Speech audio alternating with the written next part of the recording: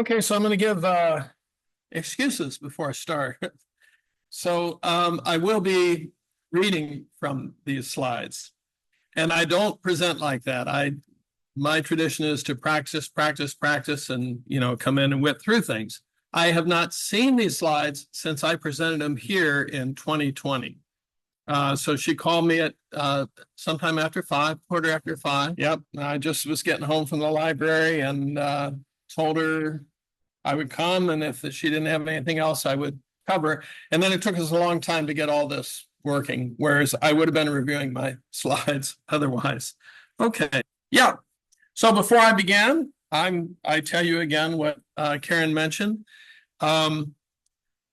So I had been a wildflower enthusiast in young adulthood, and that was down around Tallahassee, Florida, and exploring North Carolina mountains back then. And I lost that with focus on career, came to University of Iowa as a professor, and was called upon for our professional group to go out to the Amanas and get one of their special blankets for a silent auction. And I passed by a fallow farm field, and oh my gosh, the flowers, the prairie flowers, right? They just blew me away. So I began exploring Kent Park. I fell in love with Kent Park. And once at Kent Park, well, Brad Friedoff was the naturalist then, and tremendously effervescent person, and began showing me, he's working on fishing rods for a fishing program, but he started showing me wildflowers and things there. And then he pointed out to me that there was a forthcoming introduction to birding course, and that was Karen and Rick Hollis. And yes, Jim was a speaker, but you two led the course. Matter of fact, I'm going to tattle on them before I start. This isn't fair, but I'm going to do it. So I attended the course, and they did it just the way they do it now. They had field trips together. So exciting. I can't tell you how exciting it was. It was life-changing for me. I was born again in that course, I tell you. And I wanted to get binoculars. I had $25 binoculars, and everybody was seeing things I wasn't. And this was early spring, and I remember on a high perch, yellow-bellied sapsucker. I couldn't make heads or tails out of it. Everybody else was so excited. So I said, I need binoculars, right? And this is after the meeting. And Karen and Rick said, yeah, we can help you with that. Okay. Well, how much do I spend? They said, $200, $300. You can get some pretty good binoculars. I said, okay. I said to them, how about I give you $300, you get me some binoculars? No. You have to choose. This is very individual. You have to choose your own. Okay. Tell me where to go to get binoculars. Eagle Optics, Madison, Wisconsin. I'm not going to Madison, Wisconsin to buy binoculars. Next field trip, Jim Scheib was there. I was grousing to him about that. And he said, Mark, go buy this. He just said, go buy this. You'll be happy. And I did. And I was happy. So tattling on them. But I can't express my indebtedness to them fully. And that's why I came, right? I must say also that Linda Quinn has participated with us for 2 years in bird banding out at Kent Park, and has always offered us tremendous support, in particular, sewing a lot of bird holding bags for us during the COVID epidemic. So that's why I wanted to help when Karen called. Okay, so without further excuses, American Kestrel Conservation. Again, this was created in 2020. I want to say also before I start that while I haven't looked at this presentation and I haven't learned a single thing about kestrels since that time, I certainly have had pure kestrel joy. So this past year, I formed a partnership with Don Lund. Back at the time, and I gave the Kestrel partnership, many people from the Bird Club helped me potentially site boxes. I recruited Francis Owen to build some Kestrel boxes. We built 7 Kestrel boxes. I didn't have expertise in placing them, so I placed them on private properties at what looked like it'd be good sites, but only one ever had eggs twice, and one other one was productive from the very first year. We had fledglings every year, and Phyllis Black is the host of that box. But through that process, I met through I can't believe through Jim Walters, I met Don Lund, who some time ago took over Don Lund's Kestrel boxes. And this year we were able to pledge in Don's boxes 104 Kestrel nestlings and band them. So that was very exciting to me.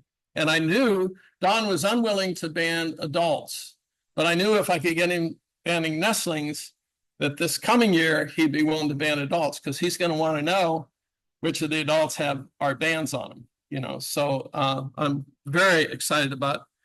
I'm no bird species touches my heart like kestrels. I am absolutely crazy about that species. So we're going to review the key traits of this beautiful vivacious species. We will not. We'll more mention Don Lund, but from 2016 to about 2019, I banded kestrels for Mike Havlik over in Dallas County Conservation. I will describe the American Kestrel Partnership and briefly describe the Genoscape project. Please hold questions till the end, and I can return any slide with which you have a query. You can also refer to the resources for this, and this presentation, they tell me, will be online soon. So they're listed here, but for the next 45 minutes, buckle up. It's not going to be as peppy as it would have been had I seen this presentation in a long time. The species name is Falcos barbarus, North America's smallest, most abundant, most widespread falcon. They are blue jay sized, really, and that's the same size as a male Sharpie. You know, approximately the same size as a male Sharpie. They have stark sexual color dimorphism. And almost all statements I'll say about kestrels will be in reference to the American kestrel. And the American kestrel is not even a kestrel. So kestrel refers to a closely related bird in Europe. The American kestrel, if you're going to use a better common name for it, would be called a hobby. And I'm not so knowledgeable about these close-in genetics of these birds. So when I say kestrel, I mean the American kestrel. Males and females have two black facial stripes, a blue crown tinged with rufous on top, buoyant, quick flight. I trust all of you have seen them. They hover in the wind when they're hunting. Very beautiful to see, and they're often hovering near Don's kestrel boxes. They perch on fence posts and power lines, and that was my key mistake when I established my 7 boxes. Not enough of them were near power lines, but you know, Phyllis already had them perching on her power lines at her farm. So, and they tend to bob their tail when they're perched. The female is relatively camouflaged. Rufous cinnamon colored, heavily barred across back and tail. Males, on the other hand, are exquisitely beautiful. They're mean as the dickens. So as much as I love handling and banding kestrel nestlings, I love the adults more. The adults are just so much more alive and fierce. One of the things I love about them is they are fierce. They would fight me if they could, right? And the males, even though they're smaller, they're doubly so. They're very aggressive, and I just love them for it. Back similar to female, slate blue wing coverts, upper tail solid rufous with a broad black band. So in flight, the easiest way to tell them is by the tail, right? That the female, as you saw, had rusty black, rusty black, rusty black, and the male's got that solid rusty tail with that broad black band on it. So there's a straight up comparison between the two. They need their habitat requirements include large open space, perches. They hunt visually from a perch, which interestingly, that's actually what a bluebird does, but a bluebird does it from about this height, right? And they do it from about 30 feet up typically. They are very fond of power lines. They need a food source, and so kestrels, and we'll come to diet in a minute, but I'll say it now. So kestrels, the overwhelming preponderance of their diet is large insects. So, and indeed, when we work kestrel boxes, what we find most often would be grasshopper legs and dragonfly wings, right? So those are two big portions of their diet. They do eat small birds and they do eat rodents, and they'll certainly eat lizards as well and amphibians. And obviously, if they're in a desert area, they're going to eat a lot more lizards, as an example. They use a cavity-like nesting site, and cavity nests are a limiting factor for their populations. They are not as important as they were thought to be in 2020. So back at that time, there was a huge initiative in the United States to get more kestrel boxes out there because they don't have the hollow trees anymore, right? So they're a secondary cavity nester, but I don't know any birds in North America that are cavity nesters that are not secondary cavity nesters. I mean, all of them rely on the woodpeckers, agree, in North America. So they were relying on woodpecker holes. They can use other cavity-like areas to nest in. And so they're found south of the Arctic Circle in deserts, prairies, savannas, marshes, pastures, crop fields, and suburban landscapes, and actually even in urban landscapes. So they are adaptable to people. They are not found in dense forests. It doesn't give them the ability to sight creatures on the ground. So they're not hunting. Some birds hunt, many birds. Purple martins hunt insects in the air, right? Many swallows, swifts. That's not what they do. They largely hunt from the air, critters on the ground. So dense forest wouldn't work for them. Diet varied and adaptable to habitat, as I mentioned.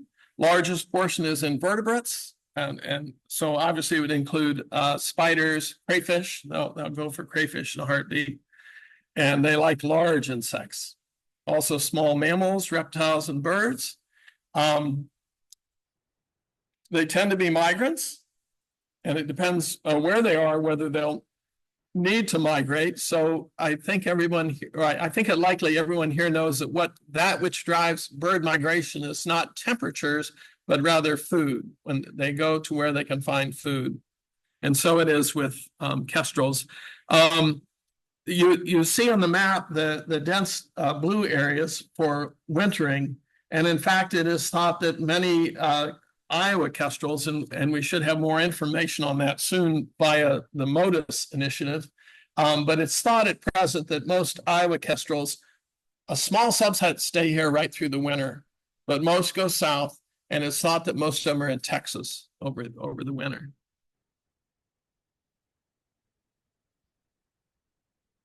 There's 16 subspecies of kestrels, and 4 of them occur between Canada and Panama. There are other special ones in Caribbean, South America, some Pacific Ocean islands as well. There are a first-rate example of adaptive radiation, and our focus is the conservation of the 4 North American subspecies. Again, we said they prefer cavities, do not construct them. So there's examples of places they will use. And the most important to them at present, at least in the eastern United States, is artificial nest boxes. Typically lay 4 to 5 eggs, incubate full time when the clutch is complete. So many passerines do the same thing, and birds vary on whether they begin to incubate the first egg they lay. But most passerines, and I believe kestrels are the same as, for instance, purple martins. I believe in both cases, the female will lay about 1 egg a day, and she will not incubate until the second to last egg is laid.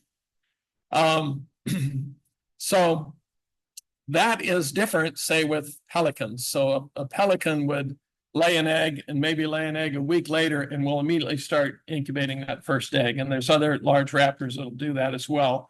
That's a threat to the second and third egg because the nestlings will attack one another. You know, the older nestling, and the parent will sometimes, in those cases, kill a younger nestling if it senses it's not going to have enough food for the older nestling, but that's not the way it works for kestrels.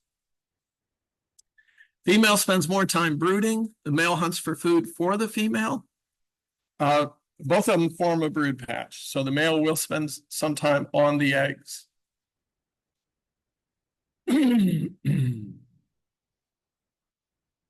Nestlings are altricial, blind, helpless, needing warmth. I think you know that's how passerines are, right? In contrast to ducks that come out of the egg with feathers on and can immediately start seeking their own food, right? So kestrels then are like most passerines in that the young are just completely helpless and can't even keep themselves warm when they hatch.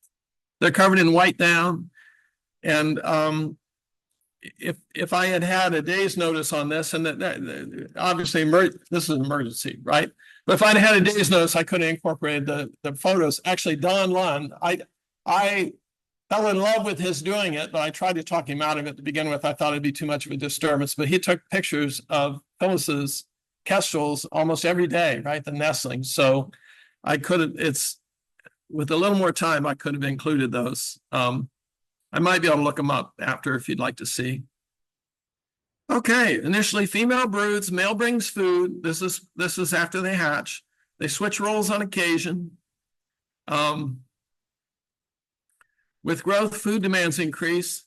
Nestlings become able to thermoregulate, so then both parents are out hunting for food at that point in time.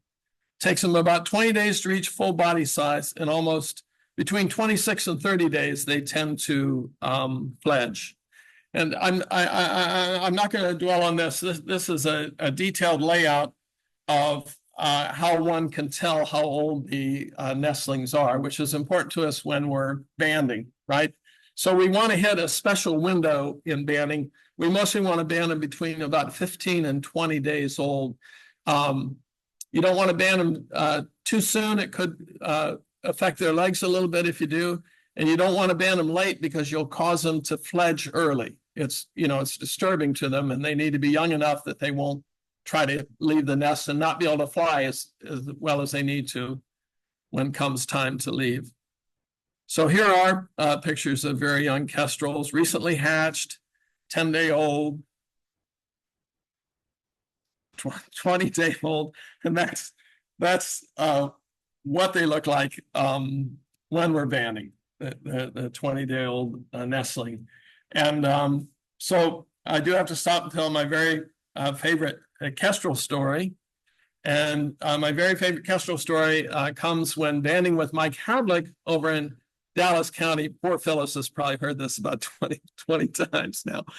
So banding with Mike Havlik over in Dallas County, an old couple came out with us. The purpose of Mike's banding was really public outreach, right? He wasn't handling his kestrels until I started banding them. And so then we can handle them, and we actually had people put on the bands and things, very good for the public. So an old couple came with us, and a grad student named Amy Jeffrey, she's a PhD student over at Iowa State, joined us. We're out banding. And so what you do is you climb up to the nest in a ladder with a bucket, a 5-gallon bucket with a towel in the bottom. And this is still what Don and I do, and move the kestrels from the nest into the bucket, bring the bucket down, and then grab out, put a towel over that, and then grab out one kestrel at a time, band it, put it back in the bucket. The catch is that their feet are their weapons. And when you put that first kestrel back in the bucket, they're really worked up, and they start all screaming together. Not always, but sometimes they start all screaming. And they make, I say screaming, but it's the same sound the adults make. So it's, but all of them, right? All 5 in a bucket are doing that. But they not only do that, they all roll over on their back. And so now it's a bucket of crabs, right? Now you got to reach down in there. You just got to take it, right? You got to reach down in. So we're doing that with that old couple. We're banding them, and I'm leading the banding. I'm going to tell a second story about that. I'm leading the banding, and this elderly lady says, "Oh, Amy, you're bleeding." And Amy says, "No, that's Mark's blood." And Mark went, yeah, I can take it. which I had to do because Mike, on the other hand, my partner, Mike Havlik, if you're over in Dallas County, look him up, works for Dallas, a naturalist for Dallas County Conservation. And to emphasize the difference between us, Sydney Allgreen asked me to do this. She's now Sydney Allgreen Hunter. She'll be coming on October 24th here to Iowa City for the Iowa Natural Heritage Foundation. Cindy recruited me to work with Mike, and we made our first contact by telephone. And first thing I said to Mike is, I'm 70 now. I said, I'm 63 years old. I'm fat. I'm not climbing the ladder. And Mike said, no problem. I'll do all that. And he did do all that. But remember, he and I were also banning adults, right? So he climbs the ladder, and you don't want, if you're going to ban an adult, you got to trap him inside there. So you can't leave room for him to escape. So basically he has to reach in blind for an adult, which is gutsy and manly compared to my behaviors. So no kidding at all. Once he reached in at the top of a ladder, right? And he goes, with me over that, but not Mike. With Mike, he went like that, right? So he pulls out a Kestrel, and he says it got me, and it had its talon embedded deep right at the edge of his thumb, right at the edge of the fingernail, deep into the thumb, certainly to the bone. He climbed down the ladder with that, and then I, pulled it out, and we put peroxide on, and later put antibiotic cream on. But why did I tell that? Mike's manly. I'm not. I guess they could, but no, you could. And I keep a leather glove for Sharpies, but it really, when banding, getting them out of the net, but it decreases your, I'm not willing to spend for patent leather gloves and the other calfskin leather gloves. You lose a lot of dexterity, and you want to handle the critter gently, and you don't want the critter to get away. Yeah, that's a great, excellent question, by the way. Yeah. Okay, well, they fledge between 27 and 32 days. And at the point when they fledge, they can't fly well. And that's the same for passerines, right? That a passerine's got to get, so what I'm going to describe now is much less true for cavity nesting birds. But cavity nesting birds do share with the passerines, right, or non-cavity nesting birds, the truth that the absolute most dangerous time in a bird's life cycle is to be a nestling. I'm going to pose that to you as a riddle. And by the way, I was admiring the snacks. I have to stay here at the podium, I think. Or do I need to stay? Well, I'm going to have to come back to flip my slides. I'm used to having a mouse that'll flip them as I walk the room. By the way, so public speaking was a hobby of mine for a long time, and I'm crafty or canny. Hopefully, you would say those are nice words for what I am. But a lot of times when I present, I build in questions for the audience, right? And I call it a workshop, and I say, now we're going to take 2 minutes. You're going to discuss among yourselves. You're going to answer a question for me, and you're going to do that now. But I'm not going to do what I usually do. I usually set them up to do that, and then I sneak back and hit the food before the audience has a chance to get it. But I pose a question to you, and I'll give you 2 minutes. So the question is, why is it more dangerous? There are 2 reasons why it's much more dangerous to be a nestling than it is to be an egg. You'd think the egg would be in greater danger, but it's not. The nestling is in greater danger than the egg, and far greater danger. Both of them are in far greater danger than the fledgling, right, which is still in great danger. Because their bodies are so fragile? Because their bodies are fragile? They can break a neck, break a leg. I don't know the answer to that. That could be. That's a good thought, and I don't know. I don't know if that's one of the reasons. Yeah. Parents are probably not around as much for their nestlings. That is a major reason. That's the major reason. So when you're an egg, mom's sitting on you, right? Or dad sometimes sitting on you. So that's hiding you from predators, and it's also a little bit more fight for a predator. So I don't think so. Blue jays and crows both will raid other birds' nests as examples, right? But I don't think a blue jay would take on it. It's not going to take on a kestrel. It's probably not going to sneak into a kestrel cavity even, right? Because it would figure out ahead of time who the parents are, right? Um, but so it's a lot more serious to go after a kestrel, and then they have a cavity. Also gives them protection. But certainly in the case of other nests, that's exactly what happens. The parents leave to find food, and here comes a blue jay eating the chicks. And I have seen a crow do it before. Just go after house sparrow nest. And then there's a second reason. So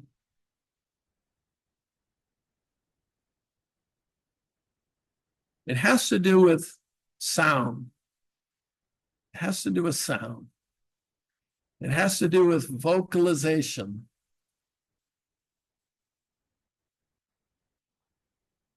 It doesn't matter how hungry the critter is inside the egg, it's not crying for food all the time, right? So the nestlings make a lot of noise, right? And there's even there are many birds that even the parent has a vocalization that tells the nestlings to shut up. You know what I'm saying? If it senses a predator nearby. But yeah, nestlings make a lot of noise and they draw other hungry creatures. Yeah. Okay, so when at the time they fledge, they can fly or climb up into trees or bushes, and many of them could, within a day or two after fledgling, have enough wing strength to fly up to the nest and may return to that nest cavity. But basically, the parents then have to protect them and feed them for several months. And one of the conservation groups, I forget which one, just posted today or yesterday the fact that cats are the greatest danger, outdoor cats are the greatest danger to birds. They kill more birds than windmills or loss of habitat even, at the current time.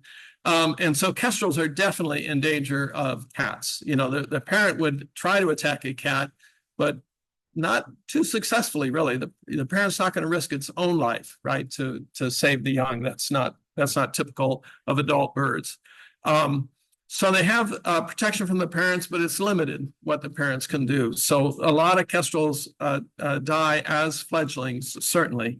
And they travel with their parents. The parents within like a week, and by the way, that's what purple martins do too. They lead them away from the nest. They'll stay around the nest for maybe a week, and then they lead them off to wherever they think there's good food. And they travel together as a family. And I can't remember who was with him, but I do remember who was with him. So, and Linda Quinn's here, so I can pester her that she should come to Kestrel banding this year, Linda. I know you came once last year, but I want you to come again. So I can't believe I'm at a loss for name. Who leads the Iowa Master Naturalists? Elizabeth Swain. So Elizabeth Swain came and Kestrel with us once, and she went out with Dawn to return the nestlings. Sorry, I should be here. She went out with Dawn to return the nestlings to the box, and this is a case of a second brood, right? And it may not even be the box they're traveling to, but they were able to see parents leading the young. So that was a big thrill for both of them.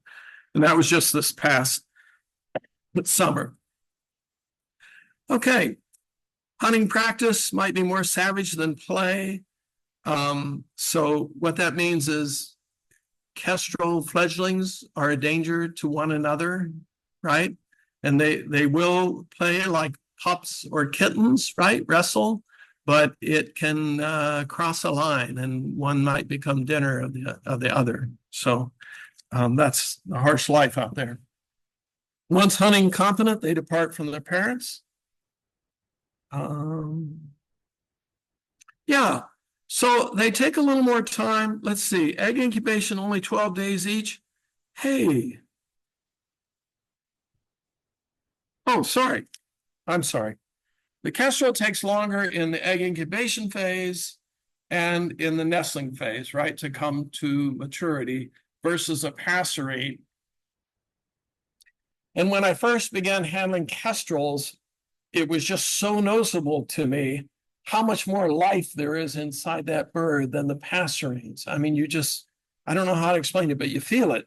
And that's what that comes from, is that additional egg incubation time and that slow nestling time, right? So I wish I could explain to you how magnificent they are in hand and all around, but especially in hand. They charm me in a second way. And Joan Schnabel was here for the 2020 presentation. And so I learned something from her during the question and answer time. So I said in that presentation, and I tell you now, when I handle them, I am deceived into thinking they're far more intelligent than they probably are, because they have huge eyes and they have a huge head, right, versus the body size. So when you have one and you're looking at it, you just can't help but think that they're highly intelligent. Well, it's not known, right? It's not something that's been studied adequately. But recent genetic news, right? Genetic news from within the last 20 years is that kestrels were thought to be related to the other diurnal raptors. They were thought to be relative of a Cooper's hawk, for instance, right? Well, they're not. They're genetically related to parrots. And everybody here knows that the two most intelligent birds, right, are the crow, the raven, and the parrots, right, are known to be tool users and do these other functions that show intelligence. So this makes me, now I think, yeah, you guys are smart when I handle it, but I can't really know. I just know they're phenomenal. Sorry, I keep hitting the wrong buttons because I don't have the control I expect. Are kestrels more complex than the average passerine? Well, they are. Are kestrels more vivacious than the average passerine? Yeah, they're stronger, right? There's just more to them, I tell you. But I state that by experience. Are kestrels more intelligent than the average passerine? Well, Jones, they look like it to me. I think they are, but I can't know. But Joan Schnabel has given me reason to think that very possibly they are. Now, they are in decline population-wise. And this really doesn't show our area. The closest to our area would be what's called Lower Great Lakes here. And we're not quite that, I don't believe. Forgive me for my nose, I'm sorry. Runny nose. So overall in North America, 64% decline, but it looks like they're showing greater decline. Oh, no, that's total kestrels, so that's different. Right. So the least decline here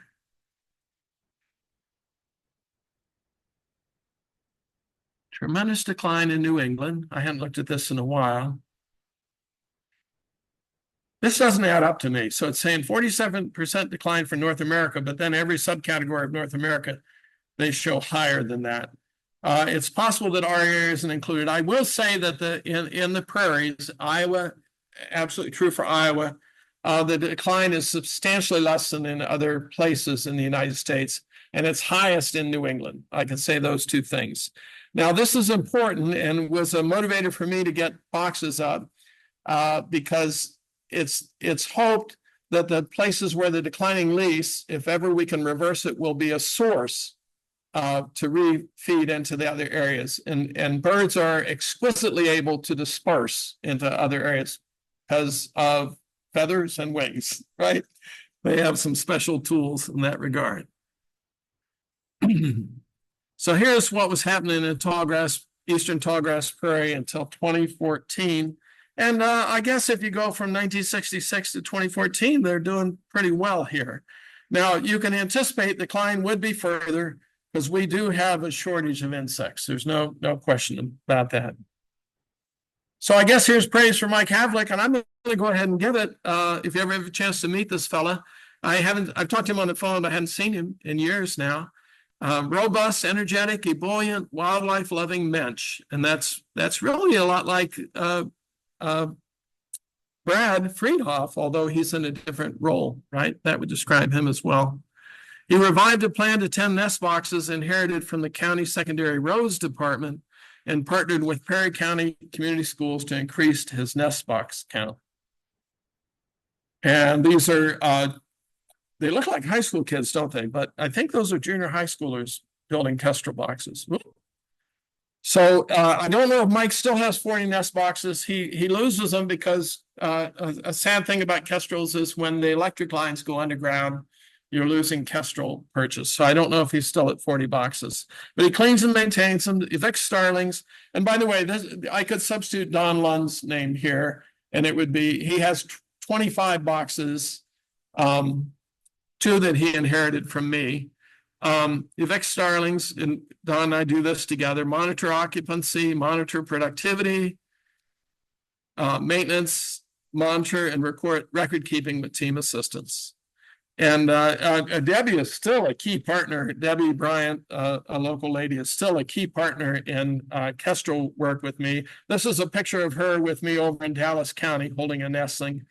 And she's a key partner in bird banding at Kent Park. And on the left is a naturalist for the next county west. I'm drawing a blank. Boone County. Yeah. I think she's a Boone County naturalist. I don't think that is due west of Dallas County. Matter of fact, it's not. It's northwest of Dallas County. And I forgot her name. Delightful person. And I forget the name of the lady on. Oh, their names are here. Katie Healy and Amanda Wright. Amanda Wright's a dynamic elementary teacher that's like us, love Kestrels.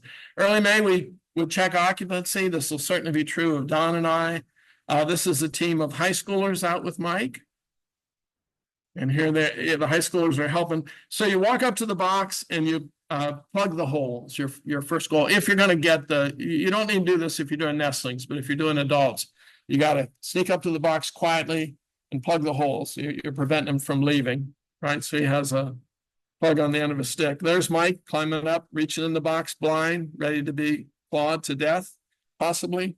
A lovely adult female in hand. Looks like Mike's hand to me. Little real blood from manly Mike there. And I don't smile. I don't smile. When I smile, my mouth is actually turned down, except this photo, first Kestrel in my hand, right? It's still, I'm thrilled to give this presentation just to see this photo, actually. Delightful day for me. So you get done with your work banding an adult, you put the adult back in the box, and when Mike, so you plug it by holding a small board up against the hole. When Mike climbs up, we move that board and stuff a sock in more or less, but the sock has a long string attached to it. And when we're done and everybody's gone away to where there'd be least disturbance, right? We give it like 5 minutes to every bird calm down and then pull that sock out from a distance. And I'd say 80% of the time the adult stays there. So sometimes they fly off. So in May, we go through first, we're counting eggs and we're banding the adults. In early June, we're checking for the nestlings, tracking how old they are so we can band them at an appropriate time. I just can't tell you how beautiful they are in my eyes. Oh, by the way, that is Amy Jeffrey on the right and banding with us, and a high school teacher on the left.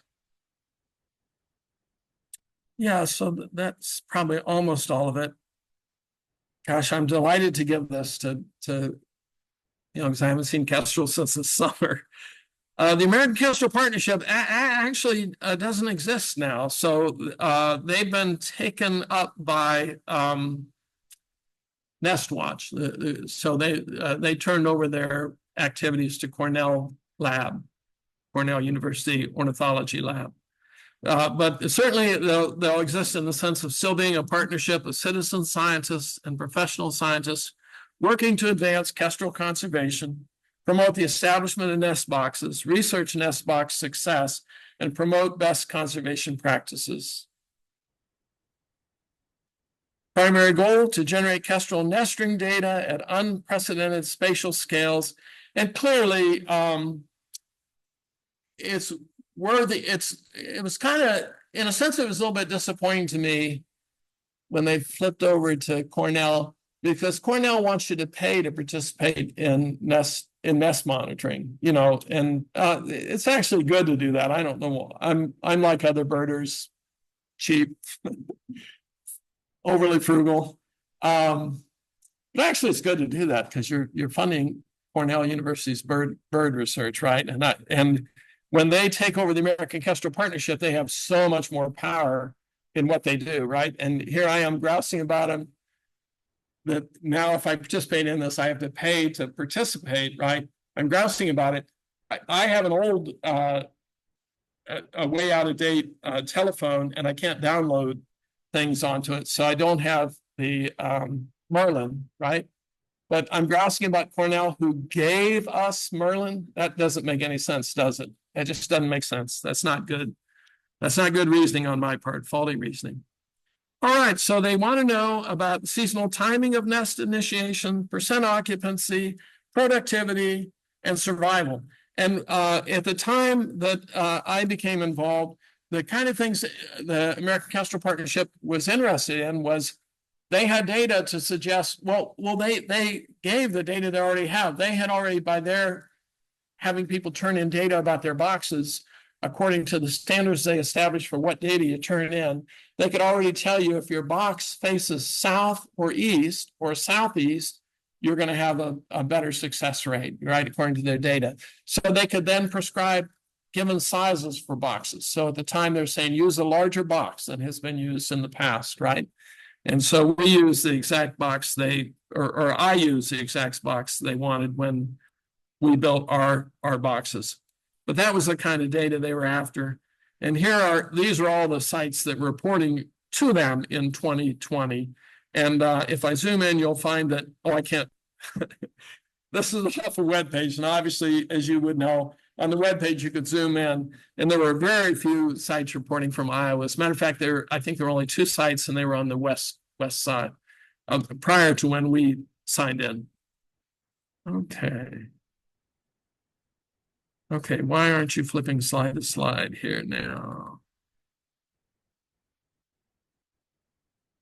Nesting performance can then be related to environmental factors such as landscape composition and use, climate variation, soil condition, environmental contaminants, etc. I'll give you an example just of the first one before we push on. They had data so they were in Boise. What state is that? That's Idaho. So it's Idaho State is where they were centered. In Boise, there was greater nest success in the city than in the farms, right? And that's counterintuitive, agree? But it shows that kestrels are very well adapted to humans. And the reasoning they use is there's probably a lot more rodents, right? It's reasonable to think that. And you probably know there's I'm at a loss for the professor's name. There's a professor at the University of Iowa researching urban versus rural rodents. Understanding relations will paint a more complete picture of kestrel life history, provide information to support conservation of both kestrel populations and kestrel habitat. And this is that study that I was just speaking of.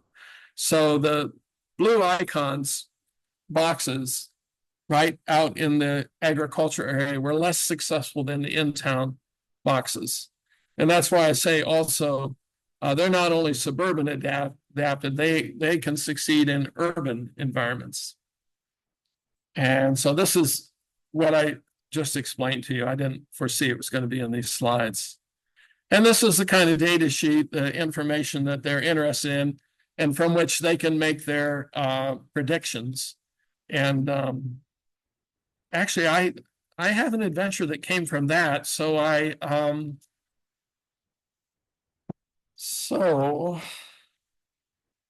Holly Anthony, do people know Holly Anthony? Holly Anthony, well, she didn't actually monitor. She established 9 kestrel boxes in the Hawkeye Wildlife Area.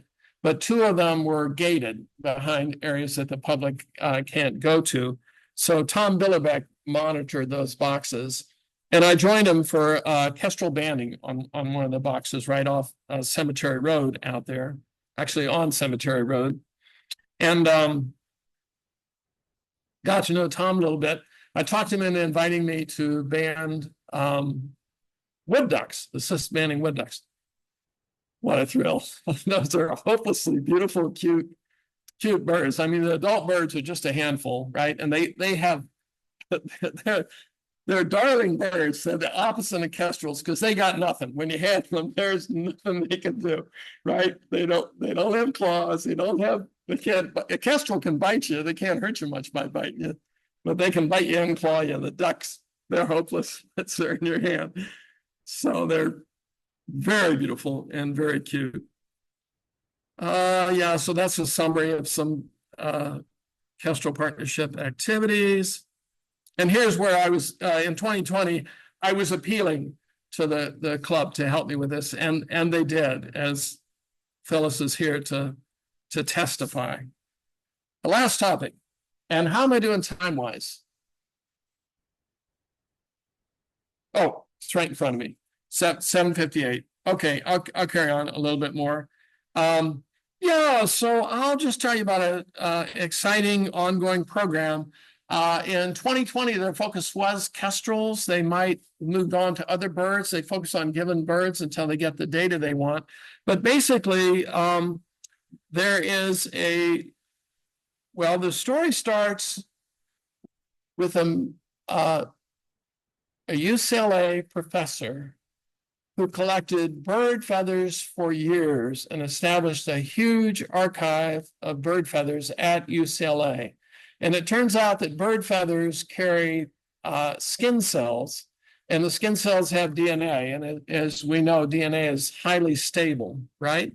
So that allowed them to work out to match subspecies of birds with genetic differences to given locations, right, in North America. And so that caused them to want to figure out, where do the subspecies go when they migrate? So, and the first target species that they were to push through the work with was Wilson's warblers. And let me just scoop ahead to that rather than give you all this in text. Let me see if okay. So let's talk Wilson's warblers for just a minute. So these different colors on the map of North America and on the expanded map of California represent subspecies of Wilson's warblers that were worked out based on that feather database. And then when they began this huge cooperative project, they asked banders to collect feathers, take a tail feather when you band. So they did, and they worked out that it became clear that there were like 5 subspecies of Wilson's warblers in the United States. And there was one subspecies that was in decline, and they wanted to know why. And so that subspecies was in coastal California, right? And they were able to figure out from this genetic work and from participation of banders that the same subspecies was in Baja California, right? And is it Sinaloa, right, is another state. So Baja California just means Southern California. It's a Mexican state, right? And Sinaloa is another Mexican state on the coast. And so these birds are just moving from these two areas. They're nesting and raising their young in the California coast and wintering in Mexico.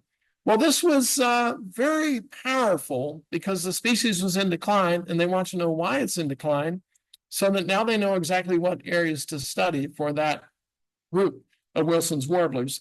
And that's their goal with many different species of birds. And I haven't followed up on the status of the Kestrel research, and it may not be complete. It takes years to get enough data to complete. But they're doing the very same thing with kestrels at present.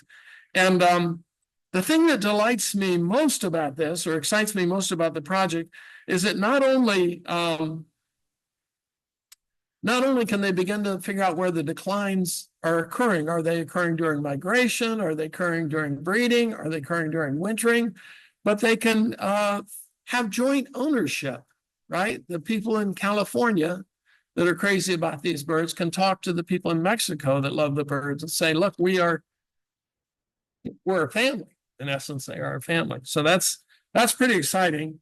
And it would be very exciting to me to find out. So of all the kestrels I have banded, and mind you, so I've only banded about a little over 300, right? And 100 were just the nestlings just this year. And they will have a pretty high death rate because when they fledge, right? With Mike, I banded a mixture. I probably banded 50 adults and 150 nestlings. So from all that, only one was recaptured, and it happens it was in Texas, right? So hopefully we'll have more of that soon. But it would be awesome if we knew our birds were nesting there, and we could get some Kestrel enthusiasts here in touch with Kestrel enthusiasts there, right? It would just have a fraternity, right? Have more of a fraternity. So the next slide just shows then the species that were currently being targeted as of 2020 by the Bird Genoscape Project, and the American Kestrel was one.